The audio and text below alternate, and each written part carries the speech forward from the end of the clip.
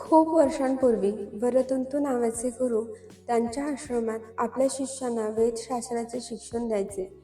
खूप मोठ्या प्रमाणात त्यांचा शिष्यवर्ग होता. एकदा काय झाले, त्यांच्याकडे शिकत असणाऱ्या कौत्स या शिष्याने त्यांना विचारले, गुरुजी, तुम्ही आम्हाला एवढे ज्ञान दिले, शहाणे केले, त्या बदल्यात आम्ही तुम्हाला कोणती गुरुदक्षिणा द्यावी? त्यावर गुरुजी म्हणाले, बाळ कौत्सा, ज्ञान हे सर्वश्रेष्ठ आहे. अरे, ज्ञान हे दान करायचे असते, त्याचा सौदा करायचा नसतो. आज तुम्ही ज्ञानी झालात, हीच माझी गुरुदक्षिणा आहे. पण कौच मात्र काही ऐकेनाच, सारखाच म्हणू लागला, मी काय देऊ, मी काय देऊ. तेव्हा मात्र गुरुजी म्हणाले, कौत्सा, मी तुला 14 विद्या शिकवल्या आहेत, तू मला 14 कोटी सुवर्णमोहर आणून दे. कौत्साला वाटले की आपण एवढे धन तर सहज कमवू शकतो, पण प्रत्यक्षात मात्र ते त्याला काही जमेना.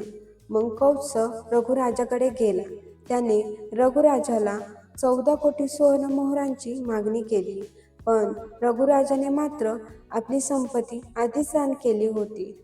पण आपल्या दारी आलेल्या याचकाला परत पाठवायचे कसे, असे रघुराजाला वाटू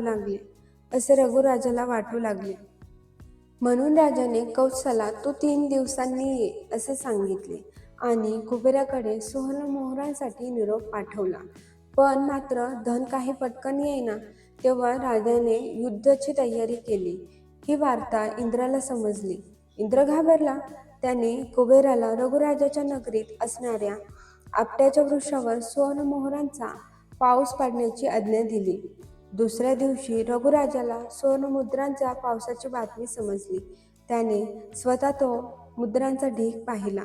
मग राजाने कौत्साला हवं तेवढं धन दिलं.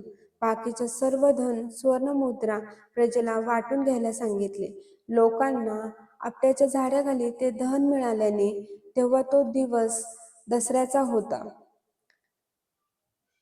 लोकांना आपट्याच्या झाडाखाली ते धन मिळाले तेव्हा तो दिवस दसऱ्याचा होता. त्या प्रसंगी आठवण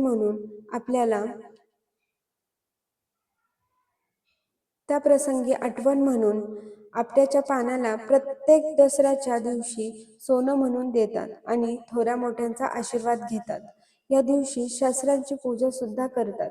पाठीवर सरस्वती काढून तिची पूजा करतात. तेव्हापासून दसरा हा सण पराक्रम, आनंद देण्याघेण्याचा, परस्परात प्रेम वाढवण्याचा मानला जातो. व्हिडिओ आवडला असेल तर व्हिडिओला लाईक, चॅनलला सबस्क्राईब करा. धन्यवाद.